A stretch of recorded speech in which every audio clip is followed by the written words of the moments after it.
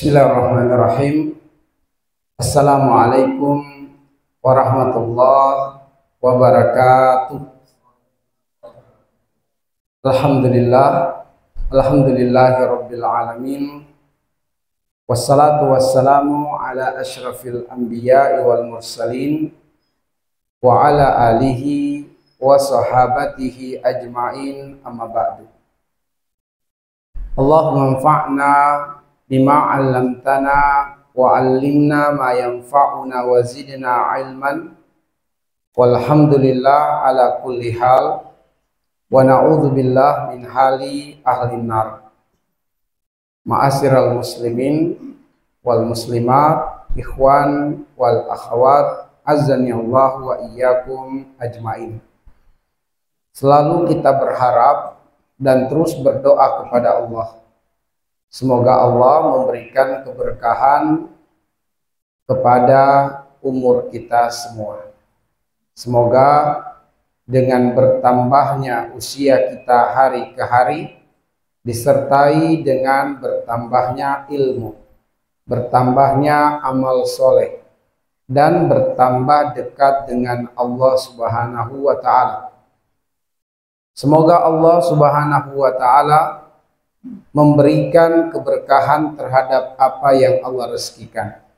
Semoga harta kita dibanyakkan oleh Allah, anak keturunan kita dibaguskan oleh Allah, yang belum menikah dimudahkan untuk segera menikah. Semoga Allah menerima amal soleh kita dan menyempurnakannya. Semoga dosa kita diampuni oleh Allah. Semoga kita semua direzekikan oleh Allah menutup usia dalam keadaan husnul khatimah, dan semoga kita dimudahkan berkumpul dan bernostalgia di dalam surga Allah sebagaimana kita dimudahkan berkumpul di tempat yang kita cintai ini, di Masjid Az-Zura. Ikhwatal iman, ahibazani Allah wa iyyakum. Pada kesempatan kajian Ahad Berkah hari Ahad yang kedua ini, kami mengajak antum untuk merenungi, menyelami, dan mentafakuri satu ayat di dalam surat Luqman, ayat yang ke-16. Bunyi ayatnya, ya bunayya innaka intakum mithqala habbatin min khardalin fatakun fi sakhratin aw fis samawati aw fil ardi ya'ti biha Allah innallaha latifun khabir. Artinya, ya bunayya, wahai anakku tercinta, innaka intakum mithqala habbatin min khardalin, jika engkau melakukan perbuatan kebaikan atau keburukan sebesar biji sawi. Biji sawi adalah ukuran terkecil yang dikenal di masa itu, dan hari ini yang kita kenal sebagai ukuran yang terkecil adalah atom. Bahkan yang lebih kecil dari atom adalah proton dan neutron. Sehingga apabila kita melakukan perbuatan meskipun lebih kecil daripada atom, dan perbuatan itu tersembunyi di bebatuan, fatakun fi sakhratin au fis samawati, atau perbuatan itu tersembunyi di langit, au fil ardi, atau perbuatan itu tersembunyi di kedalaman bumi, ya'ti bihallah, pasti Allah mendatangkan perbuatan itu untuk dihisab. Pasti Allah mendatangkan perbuatan itu untuk dimintai pertanggungjawaban. Innallaha latifun khabir. Sungguh Allah maha lembut dan Allah maha teliti. Ikhwatal iman, dari satu ayat ini ada 3 pelajaran penting yang akan kami ketengahkan. Pelajaran yang pertama adalah tentang metode khitabi sebagai salah satu metode pendidikan Al-Quran. Saya ulang, metode khitabi atau metode seruan sebagai salah satu metode pendidikan Al-Quran. Pelajaran yang kedua adalah motivasi Quran untuk berbuat ihsan. Pelajaran yang kedua adalah motivasi Quran untuk berbuat ihsan. Masya Allah. Lalu kemudian pelajaran yang ketiga adalah berbuat ihsan dengan Allah melalui mengenali salah satu namanya, Al-Latif dan Al-Khabir. Berbuat ihsan dengan Allah melalui pengenalan kita atas nama Allah sebagai Al-Latif dan Al-Khabir. Mari kita melangkah pada pelajaran yang pertama tentang pengabaran dari Allah Subhanahu wa taala bahwa metode khitabi merupakan salah satu metode pendidikan Al-Quran. Apa yang dimaksud dengan metode khitabi? Metode khitabi adalah metode seruan. Contohnya sebagaimana di dalam ayat ini, ya bunayya, wahai anakku tercinta. Ini disebut dengan seruan. Tujuan dari metode khitabi atau metode seruan adalah jalbul intiba, untuk menarik perhatian, sehingga seseorang yang diseru itu memberikan perhatian kepada yang menyerunya dan sekaligus memberikan perhatian kepada apa yang akan diseru untuknya. Ya bunaya, wahai anakku tercinta, maka tentu sang anak akan memberikan perhatian kepada ayahandanya dan memberikan perhatian dengan cara menunggu apa seruan yang ingin disampaikan oleh sang ayah.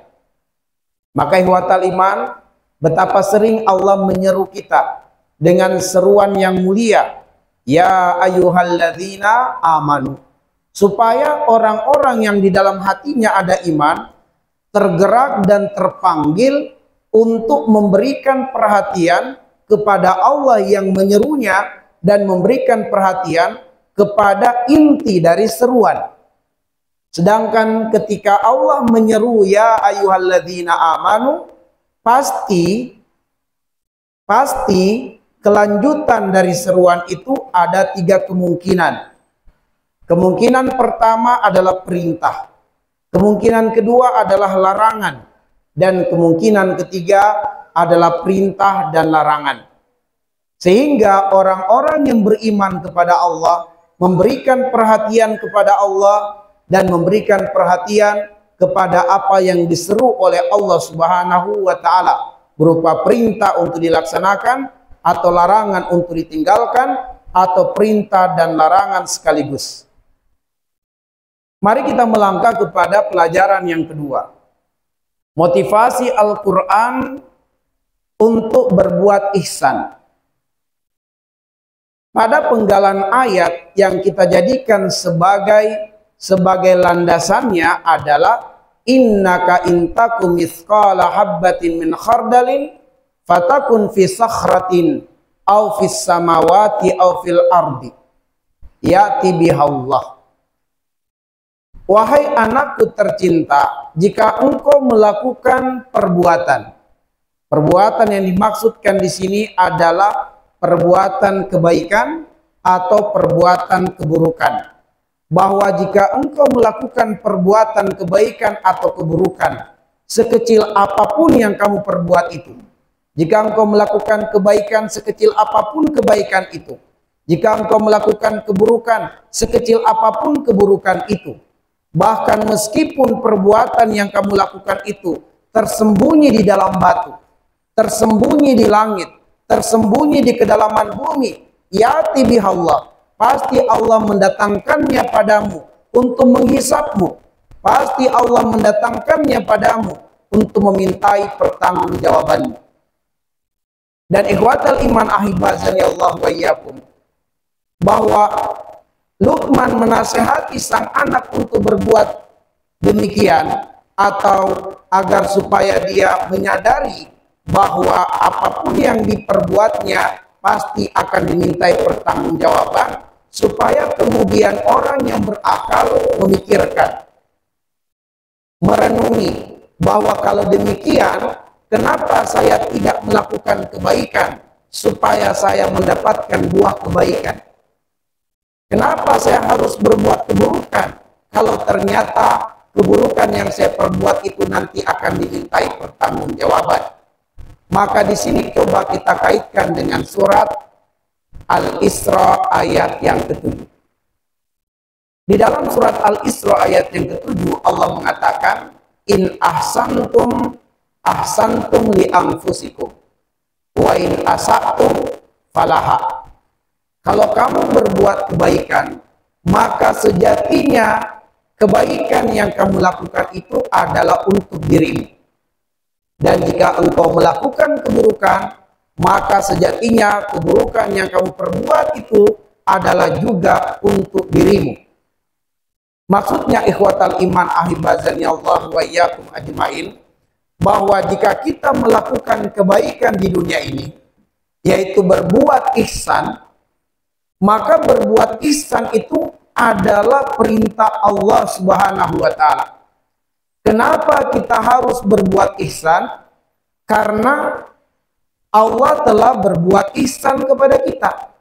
Maka kita hendaknya berbuat ihsan karena Allah telah berbuat ihsan kepada kita dan Allah memberikan perintah kepada kita berbuat ihsan. Misalnya di dalam surat Al-Qasas di ayat yang ke-77 Allah mengatakan wa ahsin kama ahsanallahu ilaika. Berbuat baiklah sebagaimana Allah telah berbuat baik kepadamu. Maka kita berbuat kebaikan, motivasi utamanya adalah lillah, karena Allah. Dan ketika kita berbuat kebaikan untuk Allah, kebaikan itu akan berpulang untuk diri kita. Karena Allah tidak membutuhkan kebaikan yang kita perbuat. Tetapi Allah menyuruh kita berbuat kebaikan. Sebab kebaikan itu adalah bagian dari pemeliharaan Allah terhadap diri kita. Bahwa ikhwatal iman ahibazani Allah wa iyyakum ajmain, Allah Azza wa Jalla memelihara kita dengan dua hal. Pertama, Allah memelihara kita dengan nikmat. Allah memelihara kita dengan nikmat. Dan nikmat ini tidak bertepi saking banyaknya. Inna a'tainakal kautsar. Kami berikan kepada engkau nikmat yang sangat banyak, sangat berlimpah. Allah mengatakan, lillahi ma fis samawati wa ma fil ardh. Segala kepunyaan Allah di langit dan di bumi. Maka sesungguhnya organ-organ tubuh kita ini bukan milik kita tapi milik Allah. Mata kita bukan milik kita, milik Allah. Pendengaran kita bukan milik kita, milik Allah. Lisan kita, kedua tangan, kedua kaki bukan milik kita tapi milik Allah. Bahkan ruh di dalam tubuh kita adalah milik Allah. Maka tatkala Allah memberikan kepada kita, itu adalah nikmat dari Allah dan itu merupakan salah satu bentuk pemeliharaan Allah. Allah memberikan nikmat. Lalu kemudian Allah memelihara kita selain dengan nikmat juga dengan syariat, dengan aturan. Pada syariat inilah Allah menyuruh kita melakukan kebaikan. Allah memberikan perintah kepada kita, wa ahsin kama ahsanallahu ilaika. Berbuat baiklah karena Allah sudah memberikan kepada engkau nikmat. Maka bentuk pemeliharaan Allah yang kedua adalah dengan engkau menjalankan perintah Allah, menjalankan syariat. Maka siapapun yang menjalankan syariat, maka sejatinya dia berada dalam pemeliharaan Allah. Dan Allah tidak akan pernah menzolimi hambanya dengan syariat. Bahkan orang yang berakal itu adalah orang yang menyadari bahwa kebaikan untuk dirinya adalah ketika dia hidup dalam syariat Allah. Maka Allah Subhanahu wa Ta'ala berfirman di dalam surat Al-Insan, di dalam surat Al-Insan, inna hadhihi tazkirah faman syaa'a attakhadha ila rabbih sabila. Al-Quran ini adalah peringatan, di dalamnya berisi syariat. Faman sya'attakhadha ila rabbih sabila. Siapa yang menginginkan kebaikan pada dirinya, maka tidak ada pilihan kecuali dengan mengikuti Al-Quran. Dan mengikuti Al-Quran berarti mengikuti jalannya Allah Subhanahu wa Ta'ala. Maka yang dimaksudkan oleh Allah, wa ahsin kama ahsanallahu ilaika, berbuat baiklah kamu sebagaimana Allah berbuat baik padamu, adalah karena Allah telah memeliharamu dengan nikmat dan syariat. Maka berbuat baiklah engkau, yaitu dengan menjalankan, dengan mensyukuri nikmat dan menjalankan syariat. Dan menjalankan syariat itu pada intinya adalah untuk diri kita sendiri. Maka Allah mengatakan, in ahsantum ahsantum li anfusikum. Kalau kamu berbuat ihsan, berbuat kebaikan di dunia ini, maka sebenarnya kamu sedang berbuat kebaikan untuk dirimu. Apa yang dimaksud dengan ihsan? Ihsan itu artinya berbuat kebaikan dengan cara yang terbaik. Itu arti dari ihsan. Berbuat kebaikan dengan cara yang terbaik. Ruang lingkup ihsan itu ada 3. Ruang lingkup ihsan ada 3. Pertama, berbuat ihsan kepada Allah. Yang kedua, berbuat ihsan kepada manusia. Dan yang ketiga, berbuat ihsan kepada alam. Berbuat ihsan kepada alam ada 3 cakupannya. Berbuat ihsan kepada lingkungan, berbuat ihsan kepada binatang, dan berbuat ihsan kepada tumbuh-tumbuhan. Berbuat ihsan kepada Allah Subhanahu wa Ta'ala adalah dengan mentauhidkan Allah Subhanahu wa Ta'ala. Berbuat ihsan kepada Allah adalah dengan meninggalkan segala bentuk-bentuk kesyirikan. Berbuat ihsan kepada Allah adalah dengan menjalankan perintah-perintahnya dan meninggalkan larangan-larangannya. Dan berbuat ihsan kepada Allah adalah dengan berhusnuzon kepada perbuatan-perbuatan Allah atas dirinya. Itulah kita berbuat ihsan kepada Allah Subhanahu wa Ta'ala. Lalu kemudian kita berbuat ihsan kepada manusia. Berbuat ihsan kepada manusia adalah pertama dengan hati, yaitu bersihnya hati kita dari hasad kepada saudara muslim.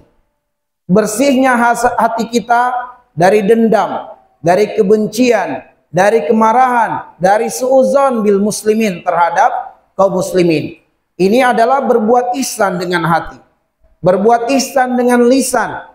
Berbuat ihsan dengan perbuatan, yaitu lisan kita tidak merusak kehormatannya, tidak membunuh karakternya, tidak memfitnahnya, tidak menggibahnya.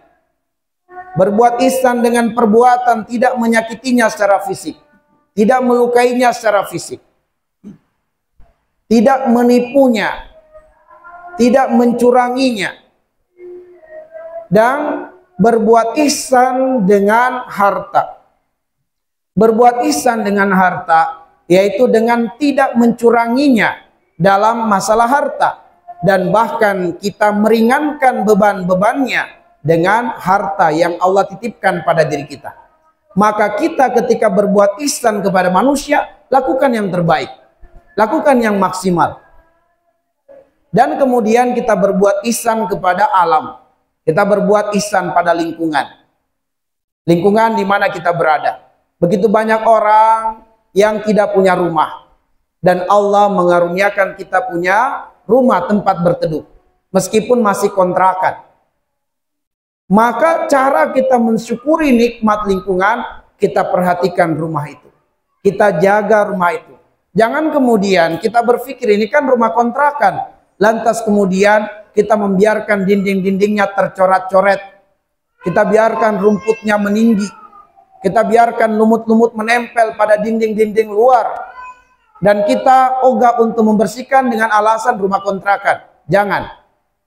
Motivasi kita membersihkannya adalah sebagai tanda syukur kita dimudahkan Allah memiliki rumah kontrakan. Dikala banyak orang belum bisa mengontrak rumah.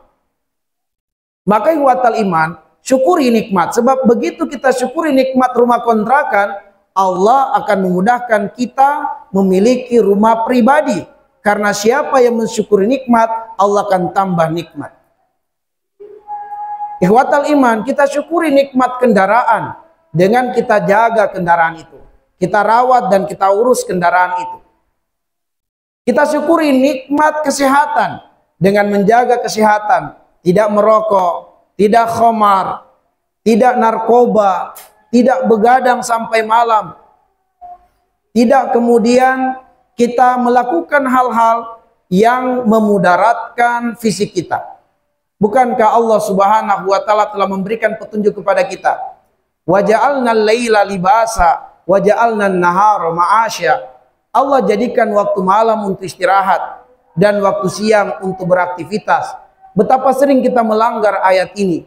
Waktu malam seharusnya beristirahat, malah kita kemudian tidak memberikan haknya mata untuk beristirahat. Kita memaksakan untuk melihat cahaya yang begitu besar melalui layar handphone kita. Bahkan kita kemudian menggunakan mata ini, memaksa mata ini untuk tetap melihat layar handphone kita yang kemudian intensitas cahaya begitu tinggi masuk ke dalam mata kita dalam keadaan kita berbaring. Betapa sering mata kita sudah merasakan kelelahan, tapi kita tidak peduli. Padahal ikhwatal iman, atilikuli hakin haqqahu. Berikan hak bagi yang punya hak. Sebab khawatir Allah akan mencabut nikmatnya. Karena kita tidak mensyukuri nikmat mata. Kalaupun kita ingin begadang di waktu malam, amalkan surat Az-Zariyat ayat yang ke-17. Allah mengatakan, kanu qalilan minal laili ma yahja'un, bahwa calon penghuni surga itu mereka mengurangi jatah tidur malamnya dengan beribadah kepada Allah, dengan qiyamul lail, bukan dengan main game, bukan dengan menonton drakor. Allah mengatakan, wa minal laili fatahajjad bihi nafilatan laka asa ayyab'asaka rabbuka maqaman mahmuda. Di sebagian malam kata Allah, lakukanlah ibadah, lakukanlah qiyamul lail. Dengan engkau lakukan, Allah angkat derajatmu, Allah tempatkan engkau pada kedudukan yang tinggi. Ibnu Abbas mengatakan, Allah menjadikan kedudukanmu dekat dengan Allah Subhanahu wa taala. Bagaimana cirinya? Sahabat bertanya, ya Rasulullah, kaifa na'rifu makanana 'inda rabbina? Bagaimana kami tahu kedudukan kami di sisi Allah Subhanahu wa taala? Maka Rasulullah memberitahukan kepadanya, perhatikan dan lihatlah bagaimana kedudukan perintah Allah di sisimu. Sekiranya engkau memberikan perhatian terhadap perintah Allah, itulah kedudukanmu di sisi Allah. Tapi sekiranya engkau abai terhadap perintah Allah, engkau cuek dengan perintah Allah, engkau tidak memberikan perhatian terhadap syariat Allah, itulah pula kedudukanmu di sisi Allah. Betapa sering kita, ikhwatal iman, tidak bersungguh-sungguh di dalam sholat kita. Betapa sering panggilan azan sudah terdengar, kita masih sibuk dengan handphone kita. Kita mengatakan, belum qomat. Sudah qomat, masih dapat rakaat pertama. Belum ruku. Sudah ruku, kayaknya masih dapat tasyahud awal. Dan seterusnya. Sampai akhirnya kita menganggap biasa melalaikan kebaikan dan ketaatan. Maka ikhwatal iman, ahibba azani Allahu wa iyyakum ajmain. Maka ayo kita berbuat ihsan dengan lingkungan, berbuat ihsan dengan binatang, berbuat ihsan dengan tumbuh-tumbuhan. Ikhwatal iman, maka motivasi kita berbuat ihsan agar supaya langgeng adalah kita berbuat ihsan karena Allah. Berbuat ihsan karena Allah telah berbuat baik pada diri kita. Allah sudah memberikan kita tempat tinggal, jaga kebersihan tempat tinggal itu. Ya para santri, kami ingatkan, Allah sudah memberikan nikmat kepada antum tinggal di rumah Allah. Kemuliaan apa lagi yang kalian cari? Allah memberikan kalian tempat semulia-mulia tempat di muka bumi. Rumah Allah Subhanahu wa taala. Keramik di hotel-hotel. Begitu indah, begitu besar, begitu mahal. Tapi jika keramik-keramik indah itu diletakkan di kamar mandi, di WC, Anda tidak akan mau bersujud di sana. Tapi masjid rumah Allah, meskipun kemudian tidak diberikan keramik, meskipun hanya berupa tanah lantainya atau semen, tapi dia rumah Allah, Anda akan rendahkan diri Anda dengan menempelkan jidat ini Jidat ini adalah ukuran kemuliaan manusia, tapi akan kita rendahkan di hadapan Allah karena ini adalah rumah Allah Subhanahu wa taala. Bumi yang di atasnya manusia bersujud akan bangga di atas bumi-bumi yang lainnya. Dan Anda telah berada di tempat di mana bumi itu paling terbaik dari semua tempat yang ada di komplek ini, ikhwatal iman. Maka bersyukurlah, jaga kebersihan rumah Allah Subhanahu wa taala. Perhatikan keindahan rumah Allah Subhanahu wa taala, dan Allah tidak akan menyia-nyiakan kalian. Allah tidak akan meninggalkan kalian. Kalau kalian mengurus rumah Allah, Allah yang akan bertanggung jawab terhadap urusan-urusan hambanya yang soleh. Inna waliyallahu alladzi nazzalal kitab wa huwa yatawallas sholihin. Dia Allah yang akan bertanggung jawab terhadap urusan hamba-hambanya. Ikhwatal iman, selain kita dimotivasi untuk berbuat kebaikan, juga kita diingatkan untuk supaya kita senantiasa jauh dari keburukan. Sebab siapa yang berbuat keburukan, pasti dia akan menuai penyesalan karena keburukan yang diperbuatnya. Bahwa keburukan yang kita lakukan itu adalah energi negatif dan akan mengundang hal-hal yang negatif menimpa hidup kita. Bukankah Allah mengatakan dalam surat An-Nisa ayat 79, "Wa ma asabaka min sayyi'ah famin nafsika." Siapapun yang melakukan keburukan pasti akan ditimpa dengan keburukan. Wa ma asabaka min sayyi'ah famin nafsik. Keburukan apapun yang menimpa dirimu sebenarnya ada dalangnya pada dirimu sendiri. Ada akarnya, ada penyebabnya pada dirimu. Dalam surat Asy-Syura ayat 30, "Wa ma asabakum min musibatin fabima kasabat aydikum." Musibah keburukan apapun yang menimpamu adalah karena perbuatan kamu sendiri. Jadi perbuatan dosa dan maksiat itu adalah energi negatif. Jika energi negatif ini mewarnai hidup kita, al-arwahu junudun mujannada. Ruh akan dikumpulkan dengan yang sekufu. Kalau energi negatif mewarnai hidup kita, energi negatif ini akan mengundang perkara-perkara yang negatif datang dalam kehidupan kita. Jika kita melakukan kelalaian, akan mengundang kelalaian-kelalaian yang lain. Jika kita membiasakan bermaksiat dengan mata, maka energi negatif yang ada pada mata kita akan mengundang kemaksiatan yang lebih besar lagi melalui mata. Maka ikhwatal iman, berhati-hatilah. Berhati-hatilah. Sebab jika kita melakukan keburukan dan maksiat, akan tercabut cahaya dari wajah kita. Akan tercabut nur dari hati kita. Dan ikhwatal iman, kata Imam Ibnul Qayyim Al-Jauziyah rahimahullah, bahwa musibah yang menimpa para penuntut ilmu dengan maksiat adalah Allah halangi dia dari mendapatkan ilmu. Karena kata beliau adalah bahwa hukuman dari seorang penuntut ilmu yang bermaksiat kepada Allah adalah maksiat itu man'ul ilmi. Maksiat itu akan menghalanginya dari mendapatkan ilmu. Di antara cirinya, kata Ibnul Qayyim Al-Jauziyah rahimahullah ta'ala, ya dalam kitab Ad-Da'u wad-Dawa atau Al-Jawabul Kafi, beliau menyebutkan di antara cirinya, jika seseorang mendapati dirinya dalam majelis ilmu selalu diserang dengan rasa kantuk hingga kemudian tertidur, dan itu berulang di setiap majelis ilmu, selalu berulang menimpa dirinya, maka ikhwatal iman, hendaklah dia muhasabah bahwa itu adalah tanda ada maksiat yang dia perbuat dan dia belum bertobat. Sebab maksiatnya itu menghalanginya dari ilmu, sehingga dia terhalang dari mendapatkan ilmu. Kalau kemudian tidak kebanyakan mengantuk bahkan tertidur dalam majelis ilmu, maka mungkin kita katakan adalah kasuistik, atau mungkin ada sebab tertentu dia lelah dari beraktivitas, ya, atau kemudian sebab-sebab yang lainnya. Tapi jika kemudian dalam keseringannya, dalam kebanyakan majelis ilmu yang dia hadiri, begitu kemudian Ustadz mengatakan innal hamdalillah, seolah-olah perkataan Ustadz adalah pengantar tidur baginya. hingga kemudian dia merasakan kenikmatan dalam tidur.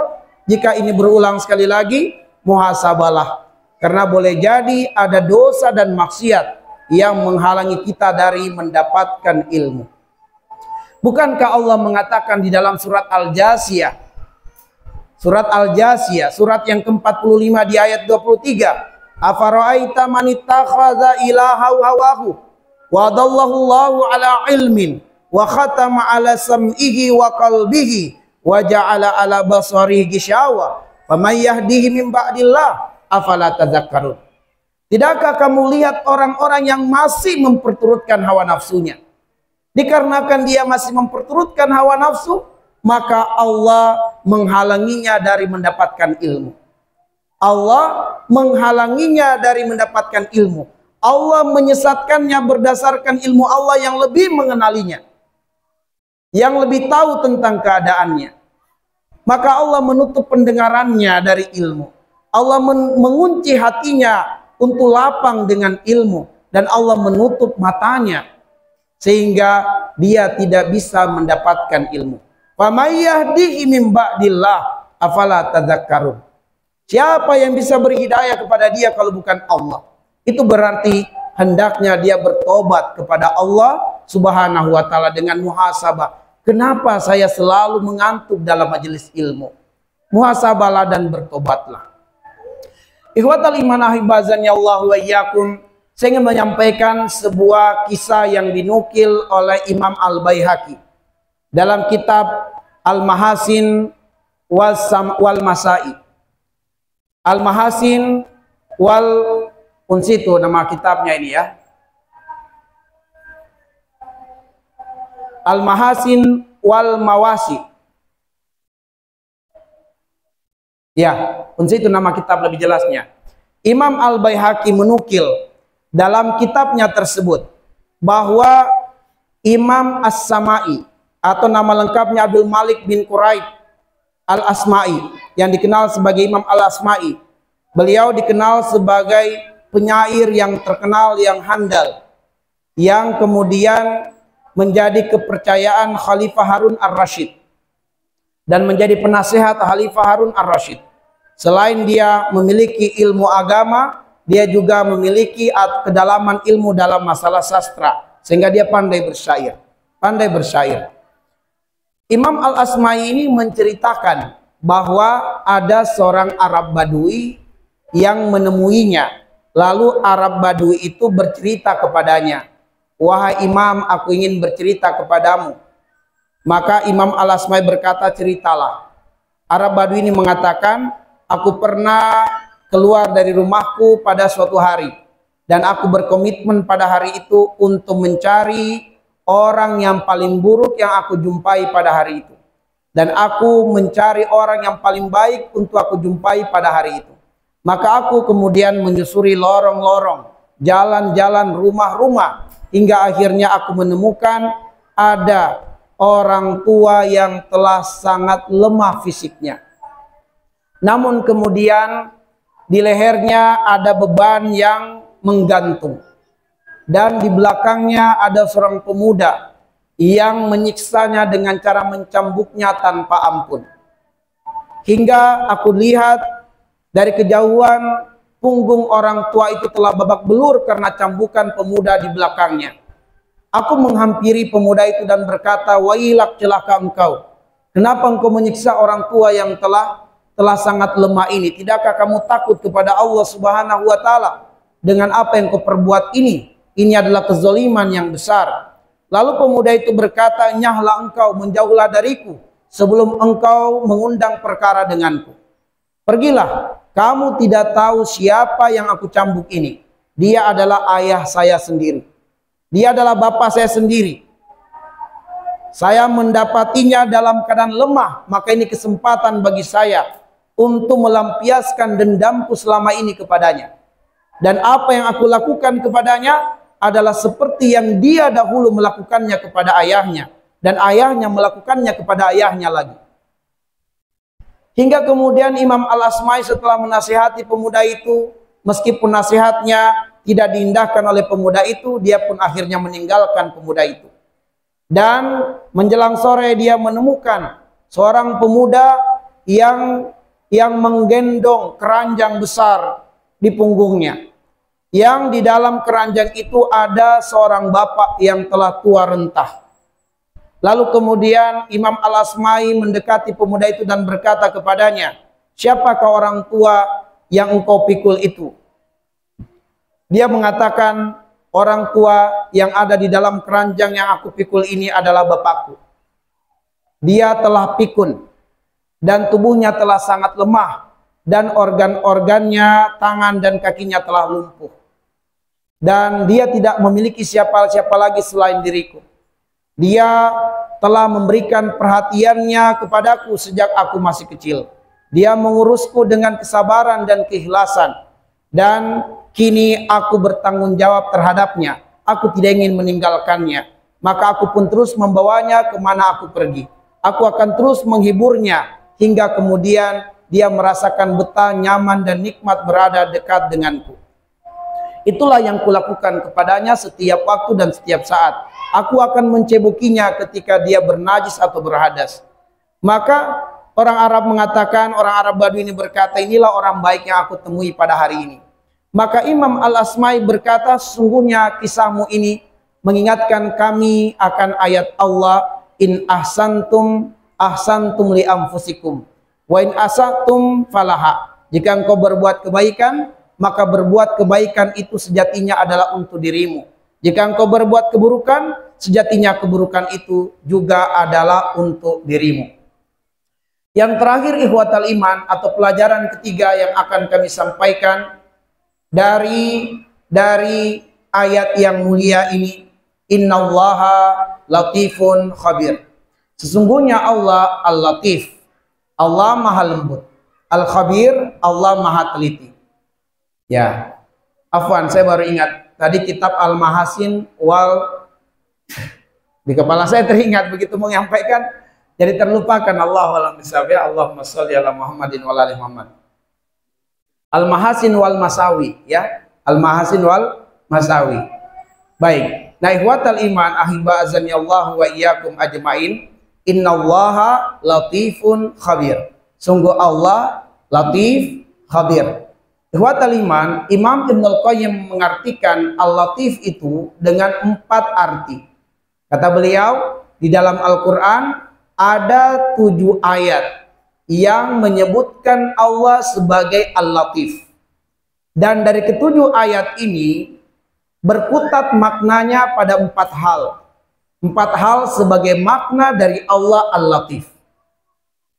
Yang pertama, makna Al-Latif itu adalah Allah maha mengilmui segala yang halus, segala yang tipis, segala yang tersembunyi. Maka dikaitkan dengan ayat ini, meskipun perbuatan itu tersembunyi di dalam bebatuan, atau tersembunyi di langit, atau tersembunyi di bumi, Allah pasti mendatangkannya karena Allah mengetahuinya. Allah mengetahuinya sekecil apapun perbuatan itu. Meskipun perbuatan itu lebih kecil daripada atom, Allah tahu dan Allah akan mendatangkannya. Maka inilah makna yang pertama dari Al-Latif, bahwa Allah mengilmui sesuatu yang tipis, Allah mengilmui sesuatu yang tersembunyi, Allah mengilmui sesuatu yang sangat-sangat halus. Kemudian makna yang kedua, bahwa Al-Latif itu artinya adalah Allah mendatangkan maslahat, Allah mendatangkan kebaikan kepada hamba-hambanya dalam perkara dunia dan akhirat dengan cara-cara yang sangat halus, dengan cara-cara yang sangat lembut, sehingga terkadang hamba tidak menyadari kalau Allah sedang berbuat baik kepadanya. Ihwatal iman ahibazani Allah wa iyyakum, ketika Allah mengatakan, wa may yattaqillaha yaj'al lahu makhraja wa yarzuqhu min haitsu la yahtasib wa may yattaqillaha yaj'al lahu min amrihi yusra. Ini adalah janji Allah. Siapapun yang bertakwa kepada Allah, pasti Allah akan mendatangkan jalan keluar dari seluruh persoalan hidupnya. Pasti Allah akan mendatangkan rezeki dari arah yang tidak disangka-sangkanya. Pasti Allah akan memudahkan urusannya. Betapa sering ikhwatal iman, kita sudah menjalankan ibadah, sudah menjalankan ketaatan, tapi kita jumpai masalah dalam hidup kita. Kita jumpai kesulitan dalam hidup kita. Seolah-olah hati kecil kita ingin berkata, di mana pertolongan Allah pada diri kita. Padahal ikhwatal iman, kesungguhan kita menjalankan sholat 5 waktu, kesungguhan kita memperhatikan ilmu, kesungguhan kita dalam taat kepada Allah, sesungguhnya telah mengundang pertolongan Allah. Namun pertolongan Allah sangat lembut, sangat halus, sehingga terkadang kita tidak menyadari bahwa kita sedang ditolong oleh Allah Subhanahu wa Ta'ala. Hanya saja karena memang saking lembutnya pertolongan Allah, kita tidak menyadari itu. Ihwatal iman ahibazani Allah wa iyyakum ajmain. Allah mendatangkan rezeki dari arah yang tidak kita sangka-sangka. Itu karena Allah maha lembut di dalam pertolongannya. Ada rezeki yang kita sangka-sangka. Kita yang bekerja yang kemudian mendapatkan gaji setiap bulan, itu namanya rezeki yang disangka. Saya sudah bisa prediksi tanggal 25 ke atas saya akan dapat gaji dari Wika. Berapa gaji yang saya dapat? Saya bisa prediksi. Itu namanya gaji yang disangka. Rezeki yang sudah disangka. Tapi kelembutannya Allah, bahkan kita tidak mengetahui.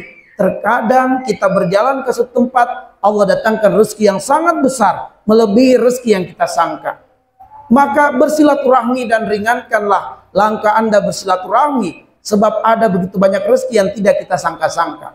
Mudahkan urusan seorang muslim dengan bersedekah. Ada begitu banyak rezeki yang akan hadirkan sebagai keajaiban dari kebaikan yang kita lakukan. Ihwatal iman ahibba azani Allah wa iyyakum ajmain.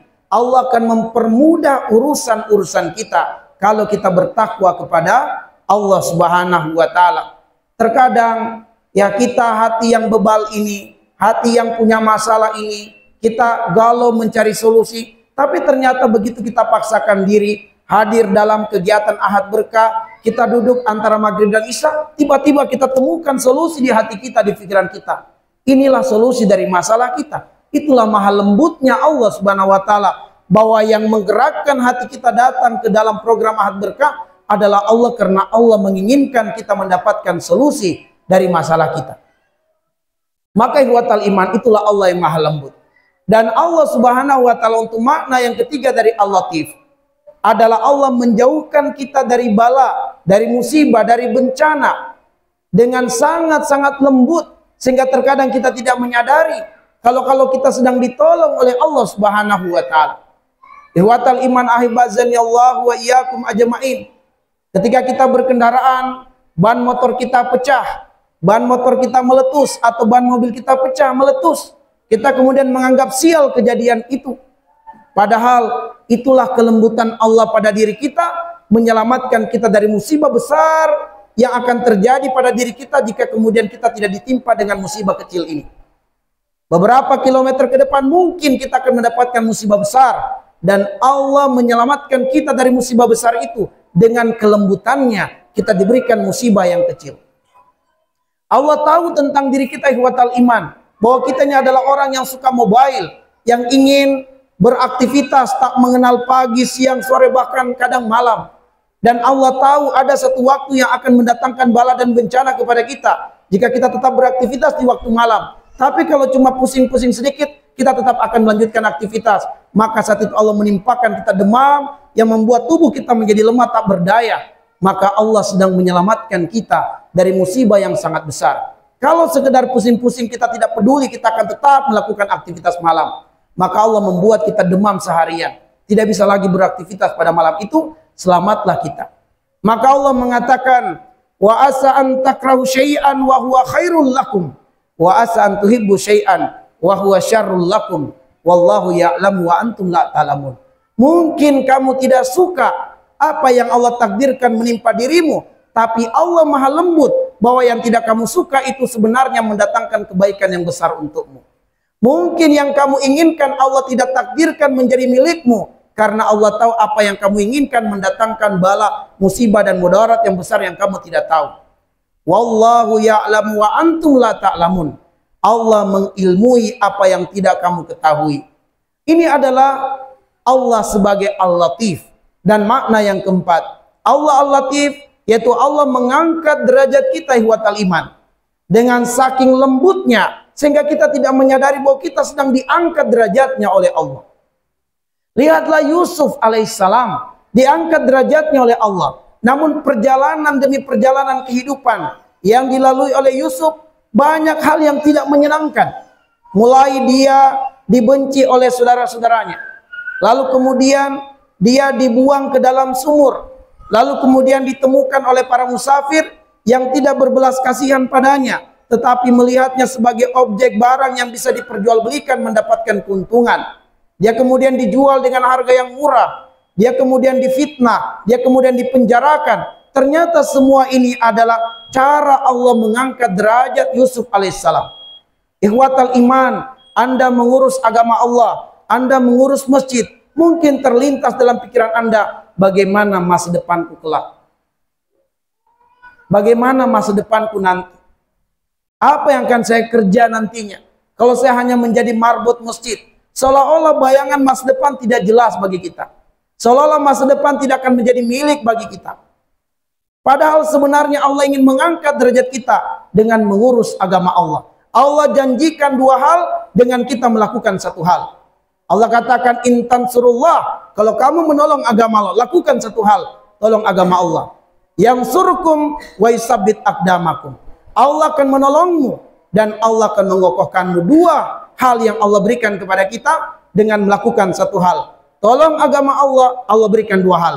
Allah akan menolong kita. Buka tafsirnya. Menolong kita, yaitu Allah akan memenuhi segala hajat-hajat kita, dunia dan akhirat kita. Dan Allah mengokohkan kita tetap dalam keimanan kepada Allah subhanahu wa ta'ala. Sebab kemuliaan terbesar seorang hamba adalah dengan imannya, dengan takwanya.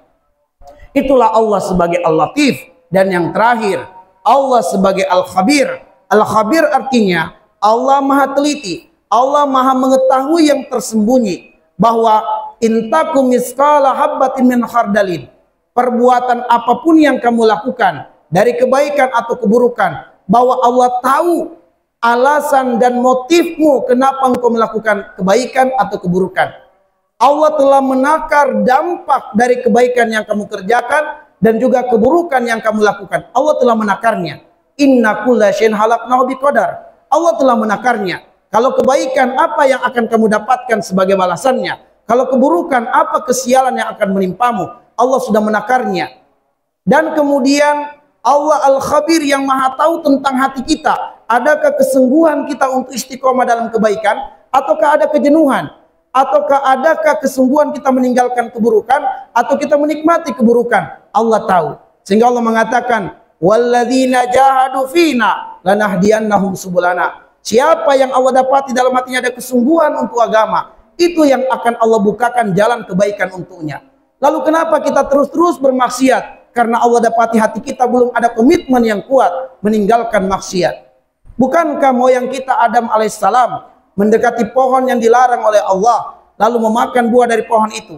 Allah tidak mengatakan itu karena pengaruh dan tipu daya setan yang hebat sehingga Adam alaihissalam mendekati pohon yang dilarang. Tidak. Allah bahkan mengatakan inna kaidas syaitan kana doifa. Tipu daya setan itu lemah. Lalu apa yang membuat Adam mendekati pohon yang dilarang oleh Allah dan makan buahnya? Allah mengatakan dalam surat Toha ayat 115, walaqad ahidna ila adam min qabl fanasiya walam najid lahu azma. Kami sudah wanti-wanti Adam, jangan kamu dekati pohon ini. Tapi Adam melalaikan dan melupakan apa yang dilarang itu. Kenapa? Allah bilang walam najid lahu azma. Kami tidak mendapati pada dirinya ada komitmen yang kuat untuk meninggalkan apa yang dilarang oleh Allah. Maka ikhwatal iman, kenapa kita belum bisa meninggalkan game, lalu kemudian kita ganti waktu yang kita gunakan dengan game itu dengan membaca Al-Quran? Bahwa dia telah membuat kita meninggalkan Al-Quran. Kita bermain game sampai 1 jam, 2 jam, 3 jam. Padahal jika kita baca Al-Quran, berapa juz bisa kita hantamkan? Dengan waktu 1 jam, 2 jam, 3 jam. Orang yang bagus bacanya dan cepat setengah jam bisa selesai 1 juz. Berarti kalau kemudian 3 jam, dia main game, dia ganti dengan baca Quran, 6 juz selesai. 6 juz selesai. Maka ikhwatal iman ahibazan ya Allah wa iyyakum. Kita menonton film dengan durasi 1 jam.